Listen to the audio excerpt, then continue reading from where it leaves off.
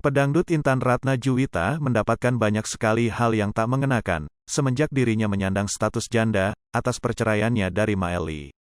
Selain ditawar seseorang 100 juta rupiah, Intan Ratna Juwita menerima pelecehan sampai didekati oleh sederet artis papan atas Indonesia. Wah, banyak banget touch kejadian dan ceritanya selama aku menjanda ini, dari yang ngajak jalan sampai ngajak ML, making love, kata Intan Ratna Juwita kepada wartakotalive.com.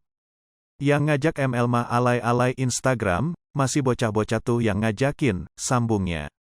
Wanita berusia 31 tahun tersebut mengaku, para akun Instagram yang tak bertanggung jawab, sampai mengirimkan foto tak senonoh kepada dirinya.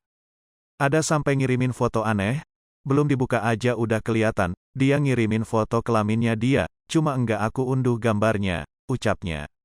Selain itu, pedangdut cantik dan seksi itu juga didekati banyak lelaki, dari pengusaha hingga orang-orang penting dan berpangkat di Indonesia. Termasuk artis dan pemain bola. Wah, banyaklah yang akun Instagramnya centang biru pada DM aku, ungkapnya. Lantas, apakah Intan Ratna Juwita meladeni semua usaha para lelaki tersebut termasuk para artis dan juga pemain bola? Kalau serius aku layanin, kalau enggak ya gak aku layanin, ujar Intan Ratna Juwita.